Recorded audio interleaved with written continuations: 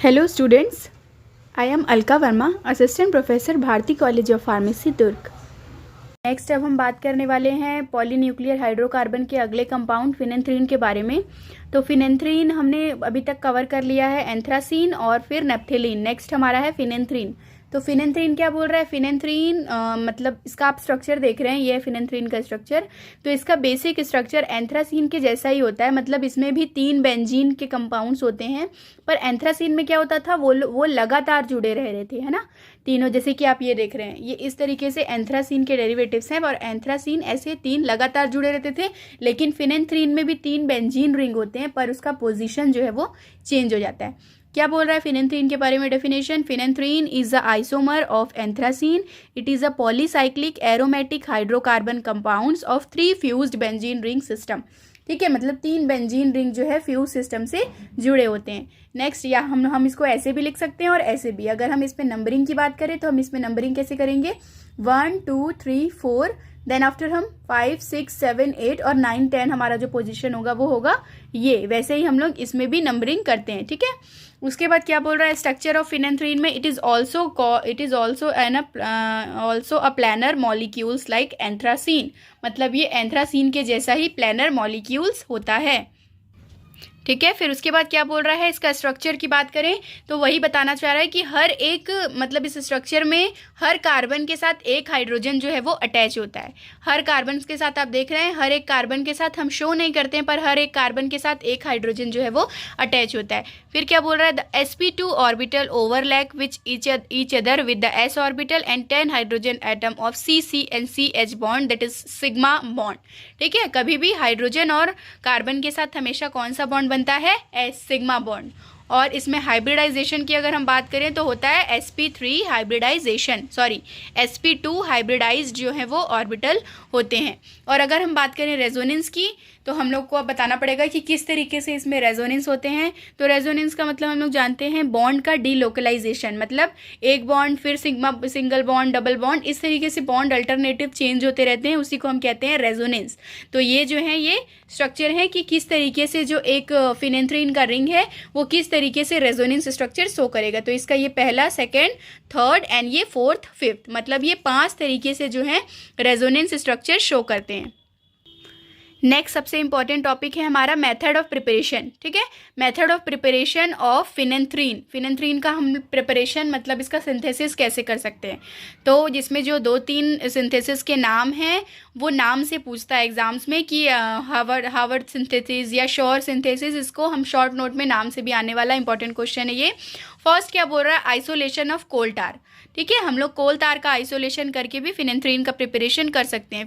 Phenanthrene along with the anthracene occur in the green oil, fraction of green oil. मतलब यहाँ हम क्या करते हैं, जैसे कि हम लोगों ने देखा था एंथ्रासीन का मेथड ऑफ प्रिपरेशन, उसी तरीके से हम अगर चाहें तो फिनेंथ्रीन को भी कोल तार के फ्रैक्शंस के हम लोग प्राप्त कर सकते हैं।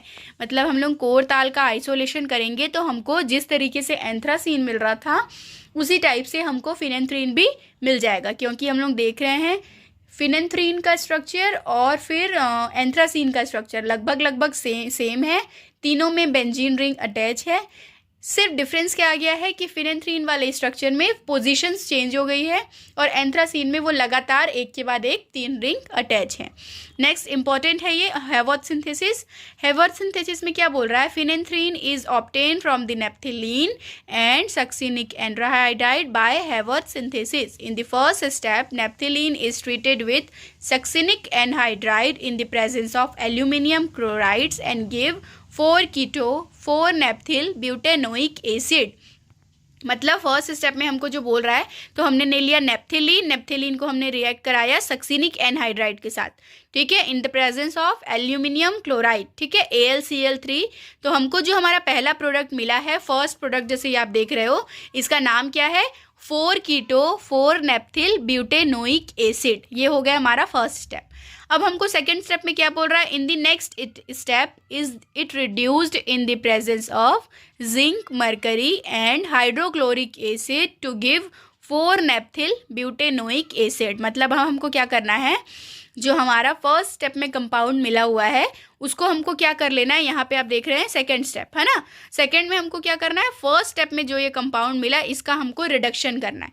रिडक्शन करने के लिए आप लोग जानते हैं हमेशा हमको जिंक, मरकरी या फिर हाइड्रोक्लोरिक एसिड लेना पड़ता है। तो हमने ले लिया जिंक, मरकरी, हाइड्रोक्लोरिक एसिड, जिसके साथ हम रिएक्ट कराए तो हमको हमारा कंपाउंड क्या मिल गया है, इसका नाम है 4-नेप्थिल ब्यूटेनोइक एसिड। ठीक है, मतलब 4 कीटो ग्रुप था जो फर्स्ट पोजीशंस पे, 4 कीटो ग्रुप वो हट गया और अब क्या बन गया, 4-नेप्थिल ब्यूटेनोइक एसिड। ठीक है, ये हमारा मतलब जो ये सेकंड प्रोडक्ट है इसका नाम है 4-नेप्थिल ब्यूटेनोइक एसिड। नेक्स्ट क्या बोल रहा है अब हमको, then acid catalyst is cyclization to give 4-keto 1,2,3 tetrahydral phenanthrin।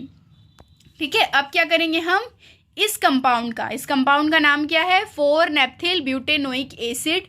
इसको हम एसिड से ट्रीट कराएंगे। ठीक है, कॉन्सेंट्रेटेड H2SO4 अगर हम इसमें ऐड करते हैं तो हमारे पास जो ग्रुप बनेगा, ये सबके नीचे आप लोग नाम लिखते चलेंगे। हमारे पास जो नेक्स्ट ग्रुप बनेगा उसका नाम क्या है, 4-कीटो 1,2,3 टेट्राहाइड्रल फिनेंथ्रीन। मतलब इस कंपाउंड का नाम है 4-कीटो 1,2,3 टेट्राहाइड्रल फिनेंथ्रीन, ये वाला प्रोडक्ट। ठीक है, इस प्रोडक्ट की मैं बात कर रही हूँ। नेक्स्ट क्या बोल रहा है, विच आर क्लीमेंशन रिडक्शन। ठीक है, क्लीमेंशन रिडक्शन आप लोग पहले भी सुने होंगे।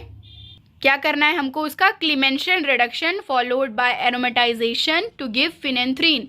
हम लोग क्या करेंगे, इसका क्लीमेंशन रिडक्शन मतलब ZnHg और HCl के साथ पैलेडियम, और उसके बाद हम उसको हीट करते हैं, रिडक्शन होता है यहाँ पे, तो ये बन जाता है हमारा जो प्रोडक्ट, इसको हम बोलते हैं फिनेंथ्रीन। तो ये हमारा रिएक्शन है हेवर्थ सिंथेसिस, जो कि आता है शॉर्ट नोट में भी पूछने वाला क्वेश्चन है ये।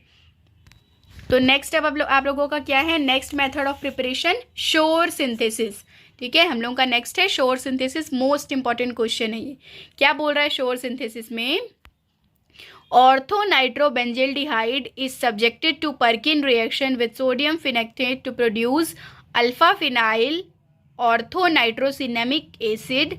फिर इसका जब हम रिडक्शन कराते हैं तो हमको मिलता है corresponding amino acid which is diazotized. तो फर्स्ट हम लोग इसका रिएक्शन देख लेते हैं कि हमने क्या ले लिया। हमको बोला गया है फर्स्ट रिएक्शन में ही कि हमको क्या लेना है, ऑर्थो नाइट्रोबेंजिल्डिहाइड। देखो ऑर्थो पोजीशन पे नाइट्रो ग्रुप जुआ हुआ है और यहाँ पे ये एल्डिहाइड ग्रुप, ऑर्थो नाइट्रोबेंजिल्डिहाइड, जिसका हम रिएक्शन करा दिए हैं अल्फा पर्किन रिएक्शन हम यहाँ पे करा रहे हैं सोडियम फिनाइल एसीटेट के साथ। ठीक है, ये जो ले रहे हैं हम लोग एसीटेट CH2COONA, ये है हमारा सोडियम फिनाइल एसीटेट। इसके साथ रिएक्शन होने पे हमारा जो ये कंपाउंड बना है इसका नाम क्या है, इस कंपाउंड का नाम है alpha phenyl ortho cinnamic acid, alpha phenyl ortho cinnamic acid. इसका हम क्या कर रहे हैं, फिर उसके बाद हम इसको क्या करते हैं, डाईएज़ोनियम सॉल्ट के साथ इसको ट्रीट कराते हैं इन द प्रेजेंस ऑफ कॉपर। तो हमको कंपाउंड मिल जाएगा, फिनाइलाइजेशन होगा जिसके कारण हमको यहाँ पे मिल जाता है नेप्थिलीन 9 कार्बोक्सिलिक एसिड।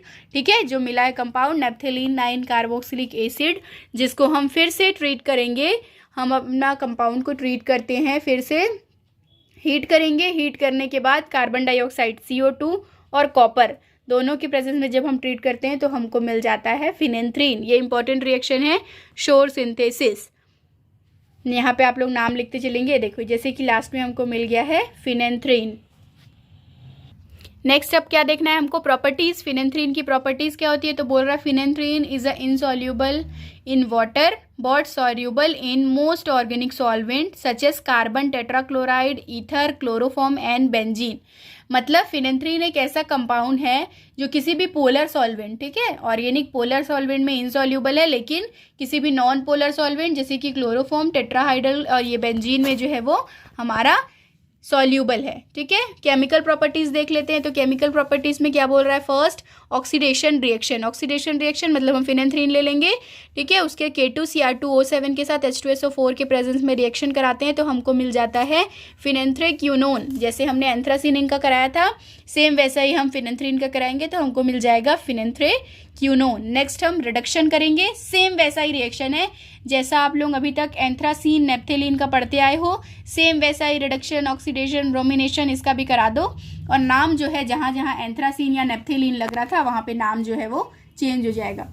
रिडक्शन रिएक्शन अगर हम कराते हैं फिनेंथ्रीन का, ठीक है, रिडक्शन कराने के लिए हमने क्या ले लिया है, सोडियम के साथ हम उसको हीट कर रहे हैं और हमने ले लिया है इथाइल अल्कोहल। तो हमको क्या मिल जाएगा इस तरीके से, इसका नाम है 9,10 डाईहाइड्रोफिनेंथ्रीन, ठीक है। फिनेंथ्रीन का रिडक्शन बन गया 9,10 डाईहाइड्रोफिनेंथ्रीन, यहाँ से ट्रिपल बॉन्ड, यहाँ बन गया है डबल बॉन्ड, यही डिफरेंस है। नेक्स्ट है ब्रोमिनेशन मतलब आप लोग जानते हैं Br2 के साथ रिएक्शन कराना है। तो हमने ले लिया फिनेंथ्रीन, Br2 के साथ इसको रिएक्ट कराइए तो क्या बन गया 9,10 डाईब्रोमो 9,10 डाईहाइड्रोफिनेंथ्रीन, ठीक है। यहाँ से 2 बॉन्ड हट गए हैं इसलिए इसका नाम हो गया है 9,10 डाईब्रोमो 9,10 डाईहाइड्रोफिनेंथ्रीन।